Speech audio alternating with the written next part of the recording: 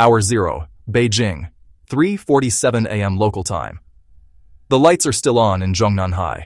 President Xi Jinping sits across from his top military advisors in the Central Military Commission's Crisis Operations Room. The decision has been made. Taiwan's latest arms deal with Washington, $18 billion in advanced missile systems, F-16V upgrades and indigenous submarine components, crossed Beijing's final red line. The order is simple: reunification by force. Timeline: 72 hours. Across the Pacific, it's 2:47 p.m. in Washington, D.C. The National Security Council is mid-briefing on Ukraine aid packages when the first classified alert arrives from U.S. Cyber Command. Abnormal network activity detected across Chinese military communication nodes.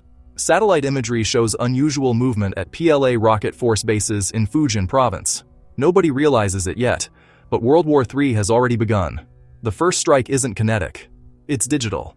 At exactly 4:00 a.m. Beijing time, Unit 61398 of the People's Liberation Army launches the most sophisticated cyber attack in human history.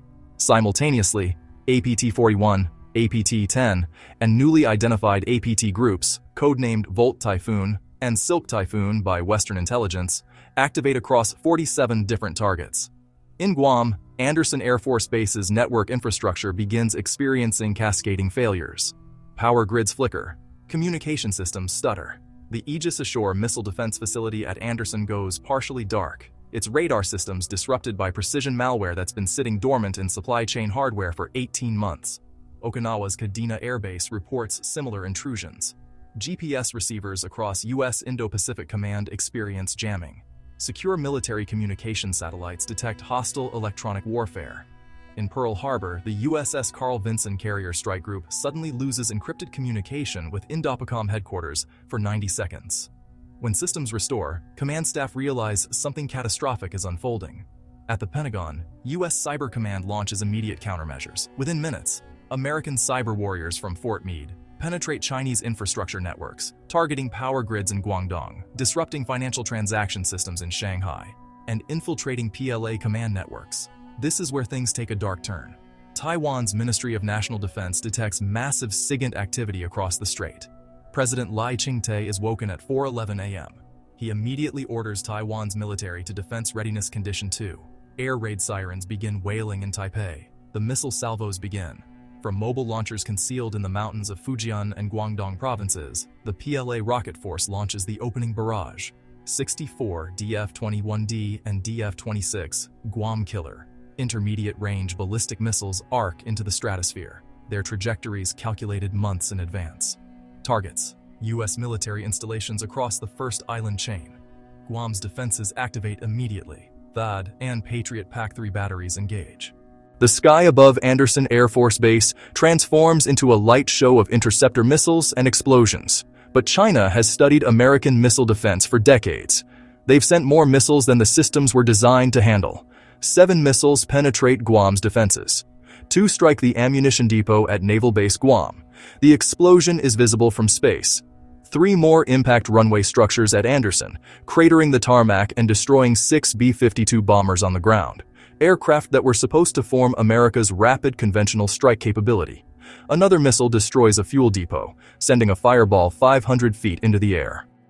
The final weapon hits a barracks complex. Casualty estimates: 267 American personnel dead, 441 wounded. Simultaneously, Okinawa comes under assault. Kadena Air Base, home to the largest concentration of U.S. combat aircraft in Asia, faces a barrage of DF-17 hypersonic glide vehicle missiles.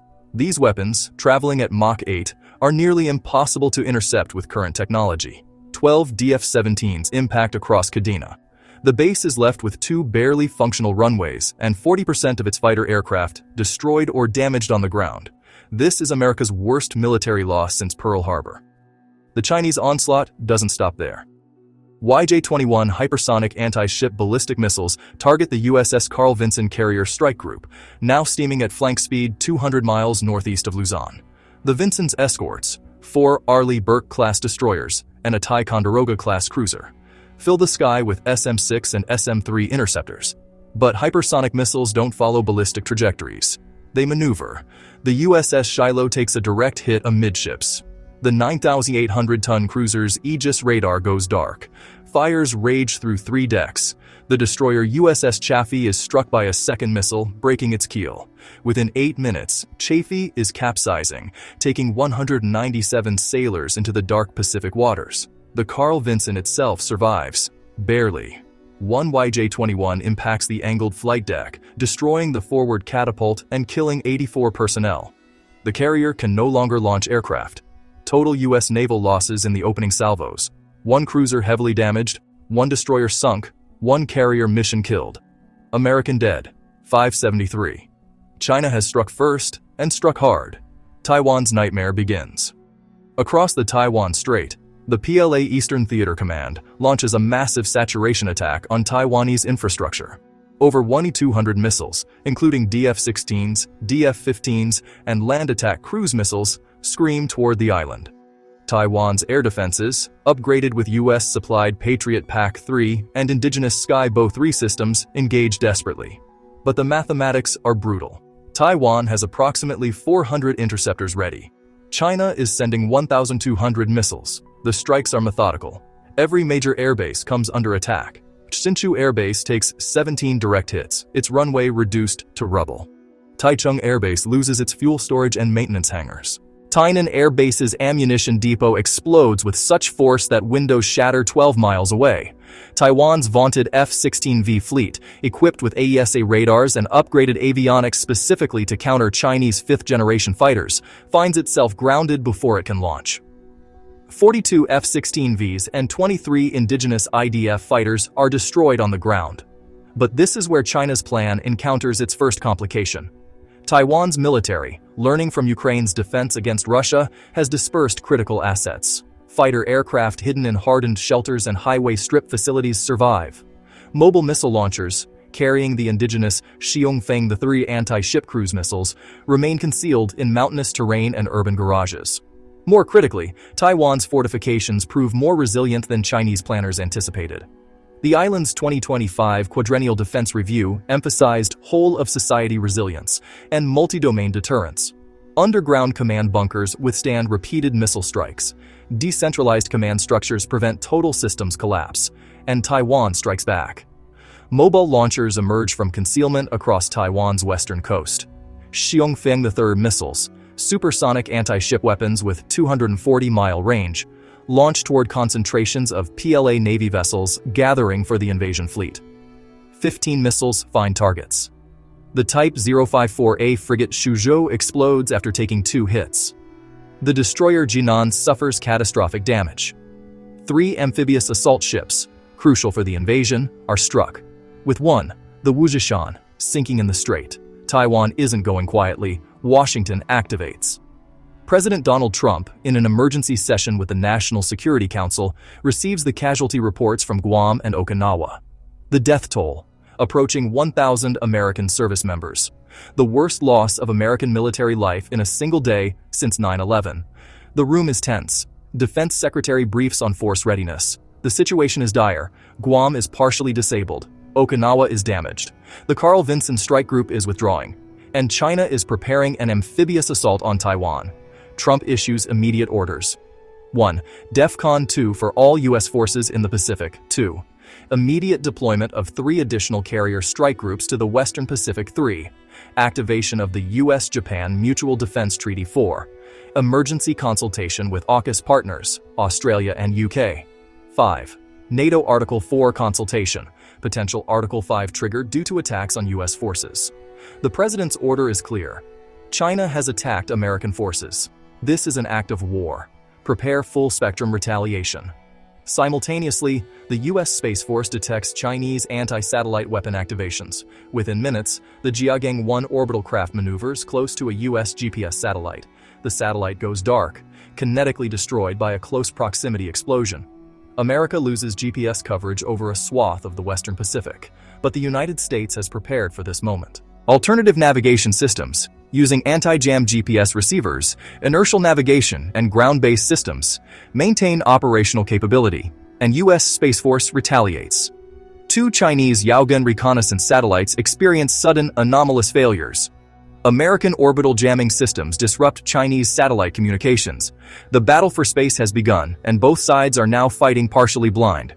The amphibious assault begins. Across the Taiwan Strait, the largest amphibious force since D-Day sets sail. The PLA Navy and Marine Corps launch Operation Sacred Reunion, the invasion of Taiwan.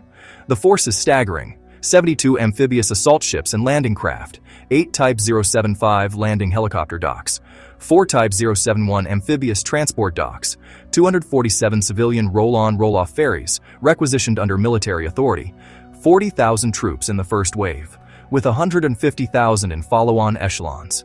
The plan escorts 2 aircraft carriers, Shandong and Fujian, 34 destroyers, 48 frigates, and 12 submarines, form protective screens. The plan: secure beachheads on Taiwan's western coast, establish air superiority, and push toward Taipei within 48 hours. But the Taiwan Strait is only 100 miles wide, and Taiwan has prepared for this for 75 years. As the invasion fleet crosses the median line, Taiwan's artillery opens fire. Pre-positioned coastal defense artillery, including 155mm howitzers and M142 HIMARS rocket systems supplied by the United States, rain precision strikes on slow-moving landing craft. Taiwanese F-16Vs, operating from surviving air bases and highway strips, launch with full combat loads of Harpoon anti-ship missiles and domestically produced Wanqian air-to-ground cruise missiles. They fly nap-of-the-earth profiles, using Taiwan's mountainous terrain to evade Chinese air defenses. The air battle is immediate and brutal. Chinese J-20 stealth fighters, operating from bases across the strait, engage Taiwan's F-16Vs. The skies over the Taiwan Strait erupt in a furball reminiscent of the great air battles of World War II, but fought at supersonic speeds with beyond visual range missiles. Taiwan loses 9 aircraft in the first engagement, but the upgraded F-16Vs, equipped with AN/APG-83 AESA radars and advanced electronic warfare suites, managed to down 5 J-20s, demonstrating that stealth is not invincibility. The surviving Taiwanese fighters press their attack on the invasion fleet. 16 Harpoon missiles find targets. 4 landing ships explode and sink. 2 more are set ablaze, troops screaming as they abandon ship into the cold waters of the Taiwan Strait. The Type 075 landing helicopter dock Guangxi takes 3 Harpoon hits and begins listing heavily. Chinese casualties in the strait: over 2,000 troops dead or missing. The invasion is underway, but it's already bleeding. This is the hour everything changes. Japan announces it will invoke its self-defense forces protocols under the U.S. Japan Mutual Defense Treaty. Prime Minister's statement is unequivocal. The attack on American forces at Kadena Air Base represents an attack on Japanese territory. Japan will defend itself and its alliance with the United States. Within minutes, the Japanese Maritime Self-Defense Force, JMSDF, sorties its entire destroyer fleet. 36 vessels, including 4 helicopter destroyers, de facto aircraft carriers. Japan's Air Self-Defense Force scrambles F-35A and F-15J fighters from bases across Kyushu and Honshu. The JMSDF submarine force, 22 boats, among the quietest diesel-electric submarines in the world, deploys into the East China Sea. U.S. Marines stationed at Camp Butler and Camp Foster in Okinawa begin rapid deployment protocols. Australia invokes AUKUS security commitments. Prime Minister Anthony Albanese, despite earlier reluctance about pre-committing forces, declares that attacks on U.S. forces constitute a threat to Australian national security. The Royal Australian Air Force begins deploying E-7A Wedgetail AWACS aircraft and P-8A Poseidons to support Allied operations. South Korea, more cautiously, elevates its alert status but stops short of declaring full participation. Seoul faces its own dilemma. 28,500 U.S. troops stationed in Korea create automatic involvement, but direct confrontation with China risks North Korean escalation. And then the phone call that changes everything. NATO Secretary General convenes an emergency North Atlantic Council meeting. Article 4 consultations begin. The question: do attacks on U.S. forces in the Pacific trigger Article 5 mutual defense obligations? The answer comes within 2 hours. Conditional yes. If U.S. territory, Guam is U.S. territory, is attacked, NATO will consider it an armed attack against all alliance members.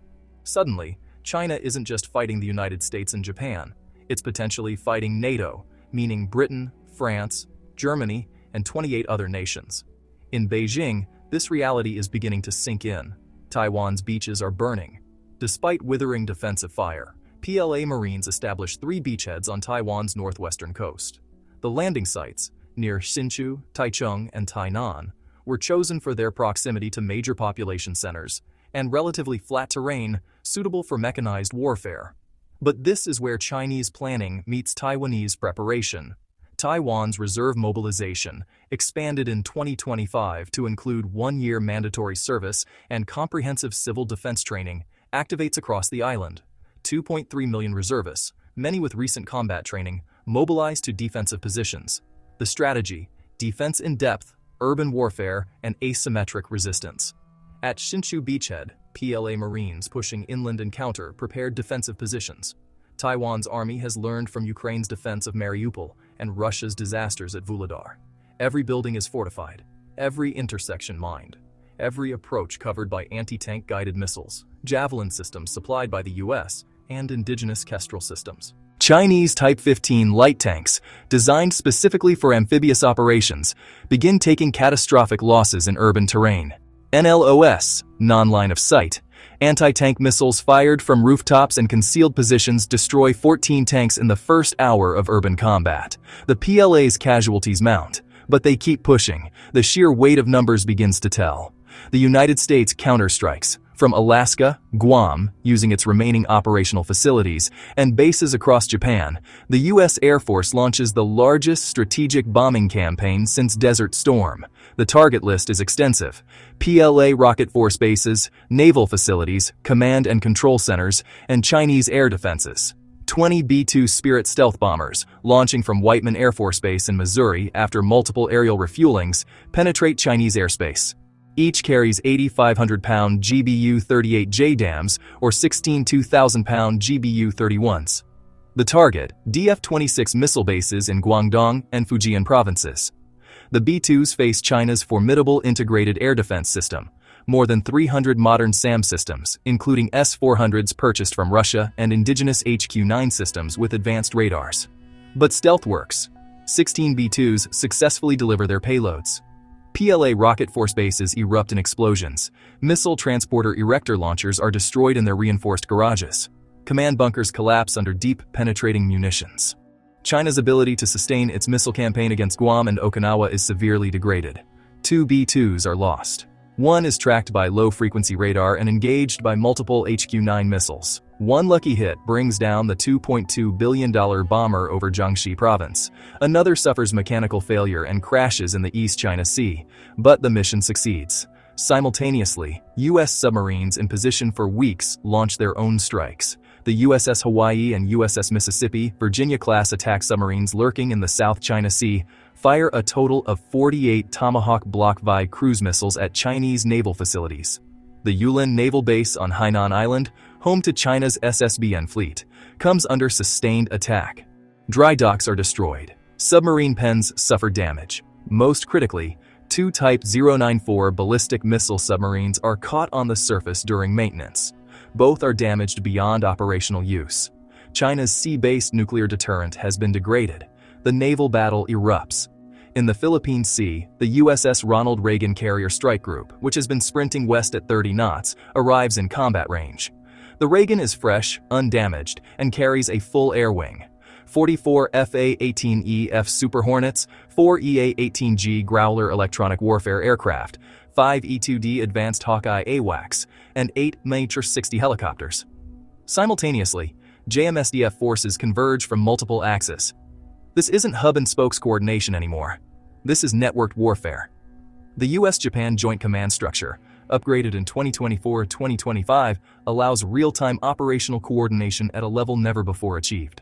The target: the planned surface action group escorting the Taiwan invasion fleet. The battle begins with electronic warfare. EA-18G Growlers jam Chinese radar and communication systems. U.S. Space Force satellites, operating on degraded but functional capacity, provide targeting data. Australian E-7 Wedgetail AWACS aircraft, operating from Japanese bases, create an integrated air picture.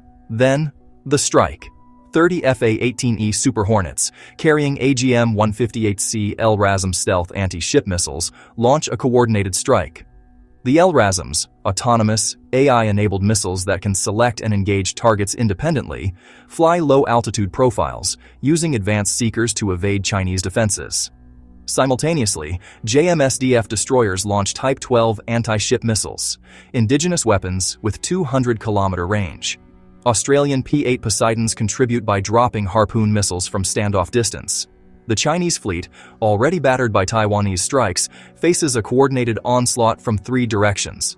The destroyer Nanchang, China's newest and most advanced Type 055 cruiser, packed with 112 vertical launch cells, becomes the focus of American targeting. 7 LRASM missiles converge on the vessel. Chinese close-in weapon systems and HQ-10 point defense missiles engage frantically. 4 LRASMs are destroyed. 3 get through. The Nanchang, struck amidships and near the stern, suffers catastrophic damage. Fires rage through the ship. Secondary explosions from the VLS cells tear the vessel apart. Within 20 minutes, the pride of the plan is listing 40 degrees and beginning to sink. Other Chinese vessels suffer similar fates. 2 Type 052D destroyers, the Changsha and Haiku, are sunk. 4 frigates are destroyed or mission-killed. 3 amphibious assault ships, caught in the open, are annihilated. Chinese casualties exceed 4,000 sailors in this single engagement. But the plan fights back viciously. YJ-18 anti-ship cruise missiles, supersonic sea skimmers in their terminal phase, target American and Japanese vessels. The destroyer USS Curtis Wilbur takes a direct hit and sinks within 8 minutes. JMSDF destroyer Ashigara is heavily damaged. The frigate Abakuma capsizes after 2 missile strikes. This is the costliest naval battle since World War II. Both sides are bleeding, but America's advantage in coordinated, networked warfare is beginning to show. Taiwan's cities become fortresses. In Taichung, PLA Marines have pushed 3 miles inland from the beachhead. They control the port facilities and are pushing toward Highway 1, Taiwan's main north-south artery. But every block costs blood. Taiwanese defenders, using a combination of regular army units and activated reserves, fight from prepared positions. The urban terrain negates many of China's advantages. Tanks are channeled into kill zones. Infantry is engaged at close range by anti-tank teams. Drones, both military and civilian quadcopters modified to drop grenades, harass Chinese positions constantly. The PLA brings overwhelming firepower. Artillery pounds defensive positions. Helicopters deliver reinforcements. But the casualty ratio is stunning. For every Taiwanese defender killed, 3 PLA Marines die. Chinese doctrine, modeled on rapid mechanized warfare and Soviet deep operations theory, proves ill-suited for the grinding urban combat Taiwan has prepared for. This isn't the swift reunification Xi Jinping promised. This is Stalingrad with modern weapons. In Taipei, the government holds firm. President Lai Ching-te, broadcasting from an undisclosed bunker, delivers a message to the nation. We will never surrender. Every street, every building, every inch of Taiwan will be defended. International reaction intensifies. The United Nations Security Council attempts to convene an emergency session, vetoed immediately by China. The G7 announces comprehensive economic sanctions against Beijing. The European Union freezes Chinese assets. Switzerland, neutral for centuries, announces it will enforce sanctions. This is where things take a dark turn. The economic earthquake begins. Global financial markets, closed during the initial outbreak of war, reopen to chaos. The Shanghai Composite Index plunges 43% in the first hour before trading is suspended indefinitely. The Hang Seng in Hong Kong drops 37%. Taiwan's TAIEX is offline, the exchange's computers damaged by cyber attacks. But the real shock hits the global economy. China is responsible for 30% of global manufacturing. Taiwan produces 63% of the world's advanced semiconductors, including 90% of the most advanced chips, 5 nanometers and below. The Taiwan Strait, now a war zone, handles 88% of the world's largest container ships. Global supply chains don't just slow, they stop. Apple, Nvidia, AMD, Intel, Qualcomm, all dependent on TSMC's fabrication plants in Taiwan, announce indefinite production halts. Auto manufacturers, already struggling with chip shortages, shut down assembly lines across 3 continents. Medical device companies face critical shortages. Oil prices spike to $187 per barrel. China and Japan are the world's largest petroleum importers, and tanker traffic through the South China Sea has ceased. Insurance companies refuse to cover ships in the war zone. The world's second and third largest economies are now at war, and the fourth, Japan, is fully engaged. The International Energy Agency estimates global GDP will contract by 8 to 12% if the war continues beyond 1 month. This makes the 2008 financial crisis look minor. In Beijing, President Xi faces his first major dissent. The Politburo Standing Committee receives reports of the economic catastrophe: exports halted, imports strangled, foreign currency reserves being depleted to prop up the yuan. The Belt and Road Initiative collapsing as countries panic about Chinese economic stability. Military reports are equally grim. Casualties exceed 30,000. The Taiwan invasion is bogged down. American and Japanese forces are inflicting unsustainable losses on the plan. And now, intelligence confirms NATO is seriously considering Article 5 activation, but Xi has gone too far to back down. To retreat now would mean the end of his rule. He orders the campaign to continue. The stakes? Everything. The air campaign intensifies. With Chinese air defenses degraded by repeated strikes, the U.S. Air Force establishes contested air superiority over the Taiwan Strait and portions of coastal China. F-35As and F-22 Raptors, operating from Japanese bases, fly round-the-clock combat air patrols. The U.S. military unveils a new capability: Rapid Dragon Pallets. MC-130J Commando 2 transports, flying from standoff positions 300 miles from the Chinese coast, deploy cargo pallets packed with JASSM-ER cruise missiles. Each pallet contains 6 missiles. 20 MC-130s deploy 120 missiles in a single strike wave. The targets: Chinese command and control facilities, radar stations, and air defense networks across Fujian and Guangdong provinces. The strike is devastating. China's ability to coordinate operations degrades further. But China adapts. Unable to match American stealth technology and precision weapons, the PLA shifts to asymmetric strategies. Swarms of low-cost drones, some autonomous, some remotely piloted, begin attacking Allied positions in Taiwan and on Okinawa. These aren't sophisticated military drones. Many are commercial quadcopters, purchased or seized from civilian markets, modified to carry small explosive charges. Thousands of them. The sheer numbers overwhelm point defenses designed to counter sophisticated threats. At Kadena Air Base, now partially repaired, a swarm of 200 small drones penetrates defenses and damages 6 F-15 fighters on the ground. The attack costs China approximately $400,000. The damage exceeds $180 million. This is the future of warfare. High-tech and low-tech, precision and mass, all mixed together. Submarine warfare escalates. The Pacific Ocean Basin, 63 million square miles, becomes a vast cat-and-mouse game between opposing submarine forces. China operates 65 submarines, 12 nuclear-powered, 53 conventional. The U.S. operates 68 submarines, all nuclear-powered. Japan fields 22 advanced conventional submarines. Australia contributes 6 Collins-class boats. The underwater war is invisible to the public, but it's decisive.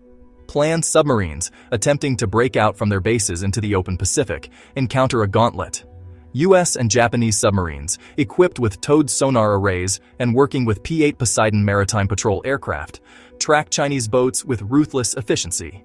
In the Luzon Strait, one of the few deep-water passages from the South China Sea, the Chinese submarine Changzheng-6, a Type 093 attack submarine, is detected by the USS Seawolf. A single Mk-48 AD-cap torpedo fired from 12,000 yards destroys the Chinese boat. All 110 crew members are lost. Over a week, Allied submarine forces sink 8 planned submarines. Chinese submarines managed to sink 1 Japanese submarine, the Soryu-class Unryu, in a shallow water ambush near the Ryukyu Islands. The underwater balance decisively favors the Allies. Chinese submarines, despite improvements, still lag in quieting technology. American and Japanese sonar systems are a generation ahead. The planned submarine force is being hunted to extinction. This creates a strategic problem for China. Without submarine protection, surface ships and merchant vessels become extraordinarily vulnerable. The blockade of China is becoming effective. The humanitarian crisis explodes. Taiwan's civilian casualties exceed 45,000. Taipei has been struck by dozens of missiles. Taichung and Tainan are urban battlefields. Kaohsiung faces a PLA marine assault.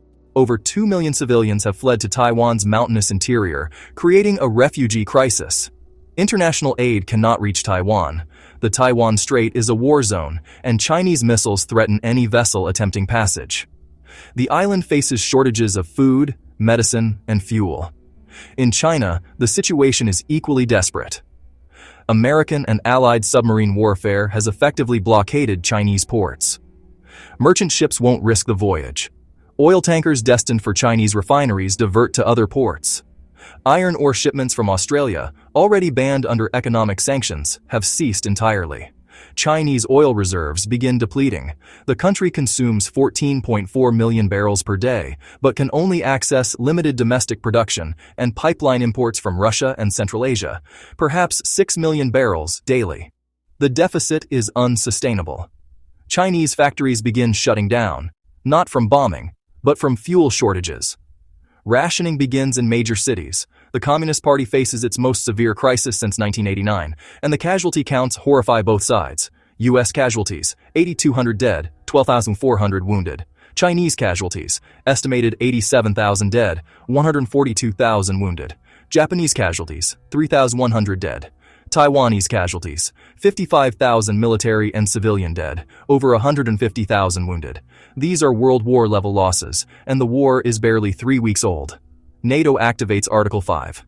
The catalyst: Chinese cyber operations, increasingly desperate, launch attacks on critical infrastructure across Europe and North America. Power grids in Germany are disrupted. Financial systems in London suffer intrusions. A chemical plant in Belgium experiences a cyber-induced accident, killing 34 workers. NATO determines these attacks constitute armed attack under Article 5 provisions. The North Atlantic Council votes 28 for, 2 abstentions, Hungary and Turkey. Article 5 is invoked for only the third time in NATO history, after 9/11 and now. This changes everything. France's Charles de Gaulle aircraft carrier, operating in the Indian Ocean, receives orders to deploy to the South China Sea. The British Royal Navy's carrier HMS Queen Elizabeth, accompanied by destroyers and submarines, sets course for the Western Pacific. Germany, despite lacking significant power projection capabilities, commits Typhoon fighters and aerial refueling assets to support Allied operations from Australian bases. Even more significantly, NATO makes available its reconnaissance and targeting assets. Advanced SIGINT satellites, AWACS aircraft, and strategic bombers all become available to the Pacific campaign. But NATO makes clear, operations will be limited to the Indo-Pacific theater. No attacks on mainland China beyond military targets, no regime change, no occupation. The goal: force China to cease operations against Taiwan and accept a negotiated ceasefire. The message to Beijing is unmistakable. You're not fighting the United States alone. You're fighting the Western world. Attrition warfare settles in. Neither side can achieve decisive victory. Taiwan holds, bloodied but unbroken. PLA forces control approximately 15% of Taiwan's territory, mostly coastal lowlands. But they're stuck. Urban warfare bleeds them daily. Supply lines across the strait are under constant attack. American, Japanese, and now NATO forces have established air superiority over the Taiwan Strait and significant portions of the East China Sea. Chinese air forces, suffering staggering attrition rates, increasingly remain in defensive postures over mainland China. But casualties continue mounting. The United States loses the carrier USS Theodore Roosevelt to a submarine-launched anti-ship missile, a lucky shot by a Chinese Type 039B submarine that evaded detection long enough to fire a salvo of YJ-18 missiles. The TR, struck by 3 missiles, suffers catastrophic fires. The evacuation is successful, but the ship is abandoned as a constructive total loss. 147 sailors die. This is America's first carrier combat loss since World War II. Chinese losses are worse. The planned surface fleet is reduced to 40% combat effectiveness. 3 of China's 4 aircraft carriers are damaged or sunk. The Fujian, China's most advanced carrier featuring electromagnetic catapults and able to launch J-35 stealth fighters, took multiple torpedo hits from the USS Virginia on day 27 and sank in shallow water off Hainan. It's potentially salvageable, but not during wartime. The PLA Air Force has lost over 600 aircraft. Trained pilots, which take years to develop, are becoming scarce.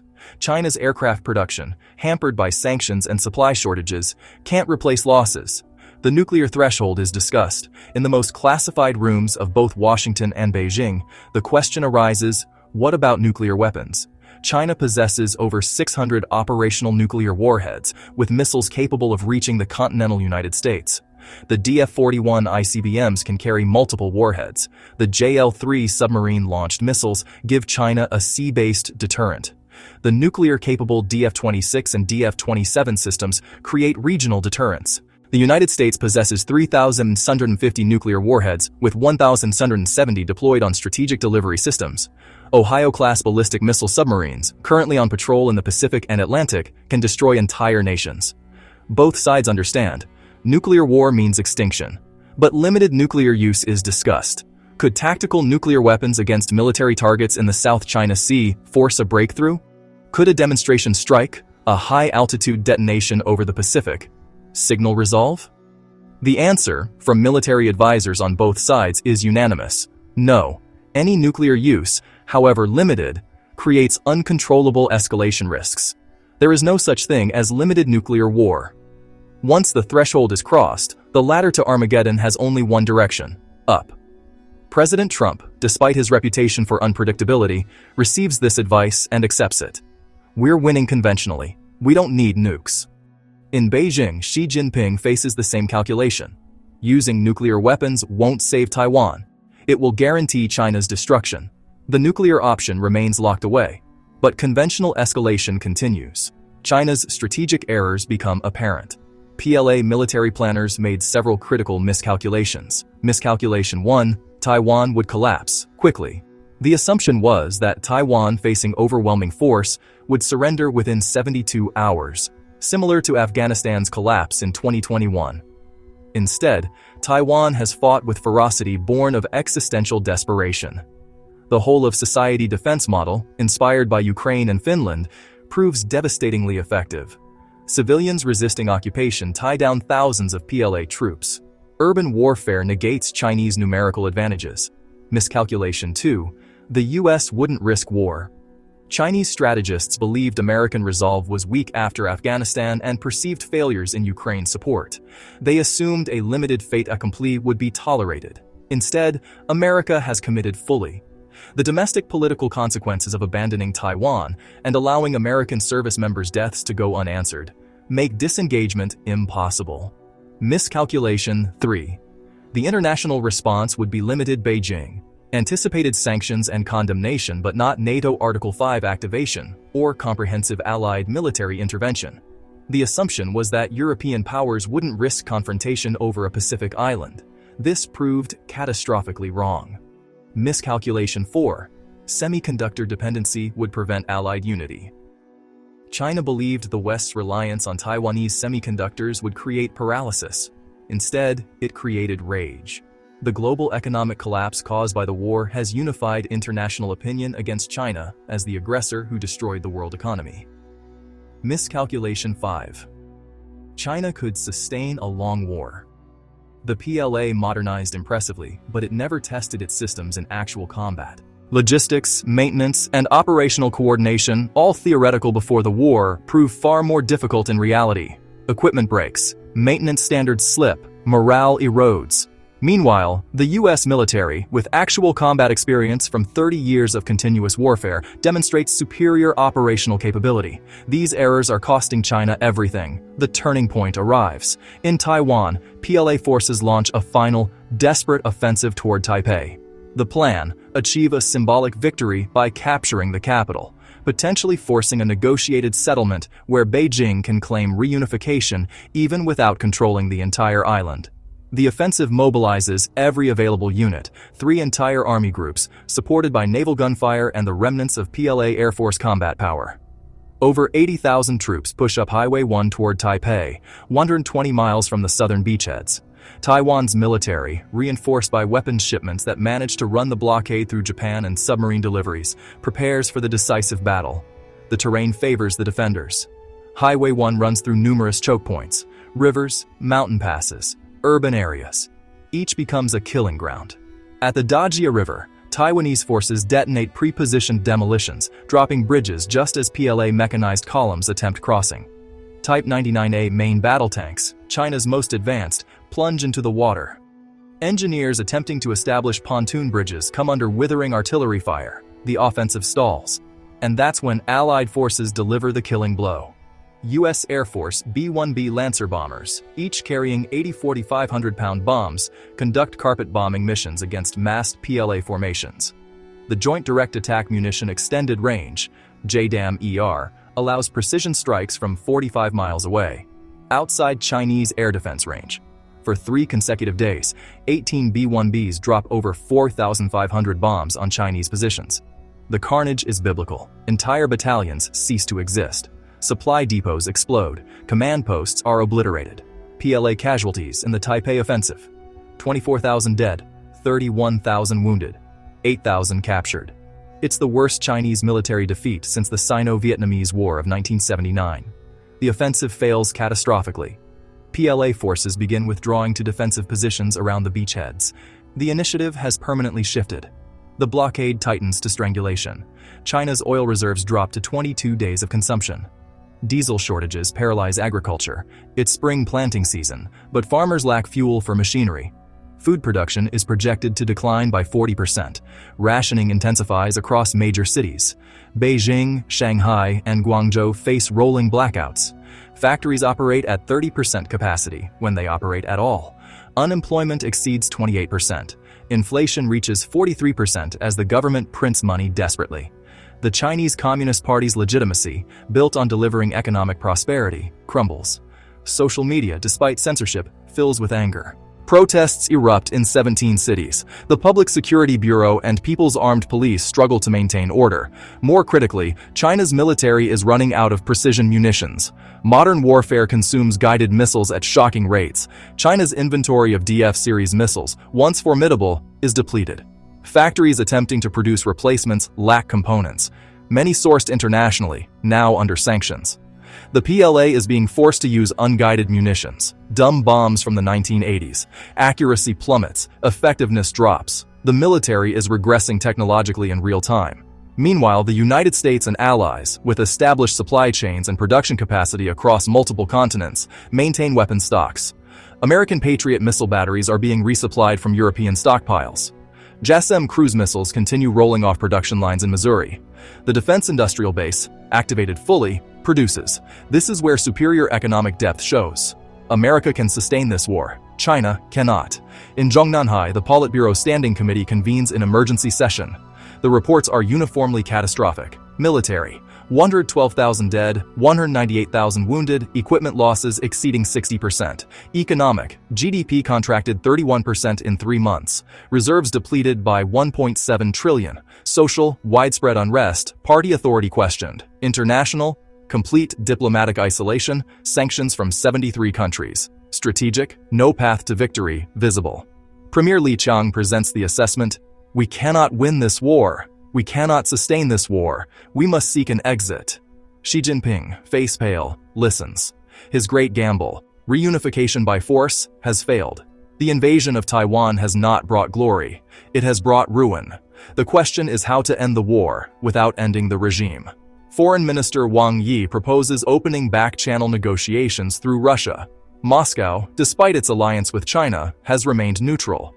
Putin learned from his own Ukraine mistakes and declined direct involvement. The Politburo debates.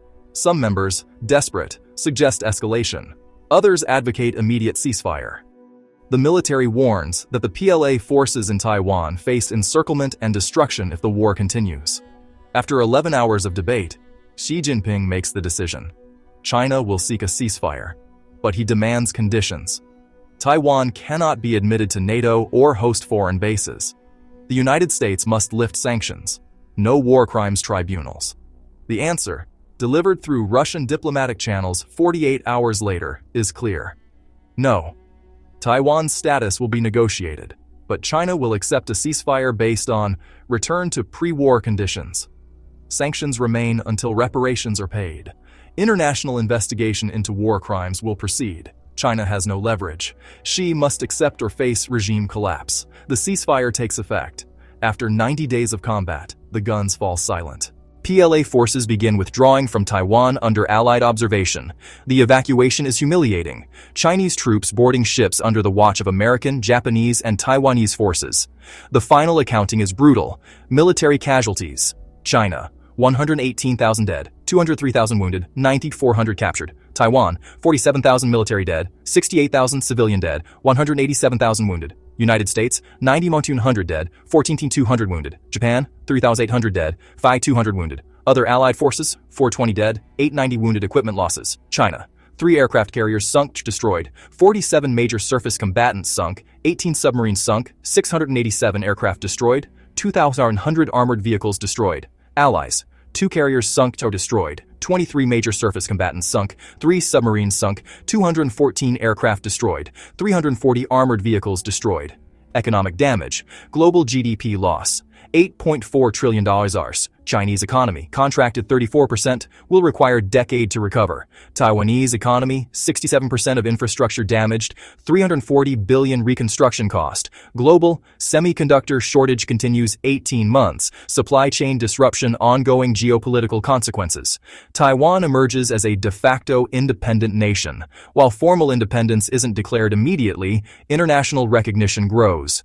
Taiwan's heroic defense transformed global opinion. Within 2 years, Taiwan will have diplomatic relations with 87 countries, up from 13 before the war. China suffers complete strategic defeat. Xi Jinping faces internal coup attempt 2 months after ceasefire, barely surviving. His grip on power weakens.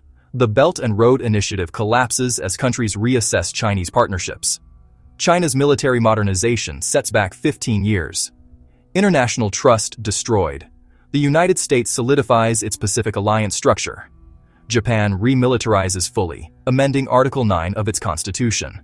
South Korea, Australia, Philippines, and Vietnam form tighter defense cooperation. The Asian NATO that China feared becomes reality. NATO demonstrates renewed relevance.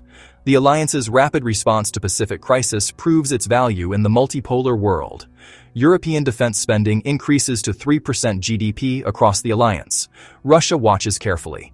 The lesson: wars of conquest in the 21st century are catastrophic. Putin's ambitions in Eastern Europe are shelved indefinitely. No one wants to be the next China. India, neutral during the conflict, emerges as the primary beneficiary. Manufacturing shifts from China to India.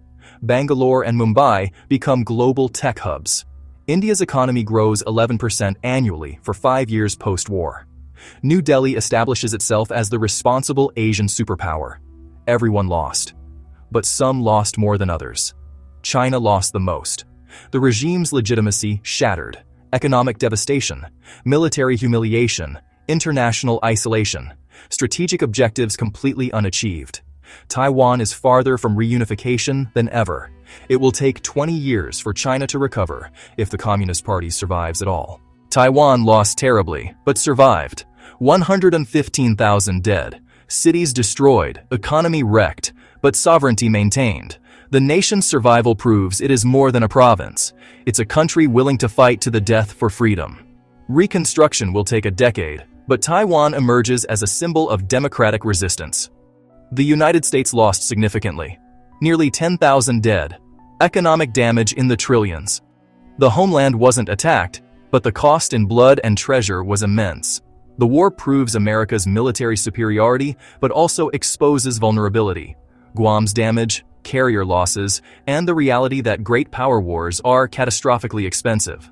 Defense budgets explode to $1.2 trillion annually. The social contract strains. The world lost. The global economy takes years to recover. The semiconductor shortage creates technological stagnation. Supply chains rebuild slowly. Trust in globalization evaporates. Nations reshore critical industries. The world fragments into competing economic blocs. The post-Cold War era of integration is over. But humanity avoided the ultimate loss. Nuclear weapons stayed in their silos. The world came to the brink and stepped back. The lesson learned: in the nuclear age, wars between great powers are suicide pacts. Perhaps this war, horrific as it was, prevents World War IV. Epilogue. Taiwan's flag flies over Taipei, scarred but unbroken. In Washington, Arlington National Cemetery expands to accommodate 9,100 new graves. The president awards the Medal of Honor to 47 service members, 32 posthumously. The nation mourns. In Tokyo, Japan debates its new role. No longer a passive economic power, Japan is now a military force with combat experience. The constitution is amended. The self-defense forces become the Japanese Armed Forces. Hiroshima's peace memorial takes on new meaning. In Beijing, Xi Jinping remains in power, barely. Purges sweep the military and party. Scapegoats are found. But everyone knows the truth. The emperor failed. China retreats inward, focusing on survival rather than expansion. And across the Taiwan Strait, silence. The waters, once choked with warships and wreckage, slowly clear. Fishermen eventually return. Life continues. But the memory remains. This war didn't have a winner. It had survivors. The great powers learned that in the 21st century, military force has limits, that conquest is Pyrrhic, that interdependent economies make total war total devastation, that nuclear weapons cast a shadow over all ambitions. Some lessons are only learned in blood. So here's the question we must ask ourselves. Was Taiwan worth it? Was maintaining the rules-based international order worth 250,000 lives and $8 trillion? Or should we have let democracy die quietly on that island to avoid catastrophe? Because one day the choice may not be hypothetical, and we'll have to answer.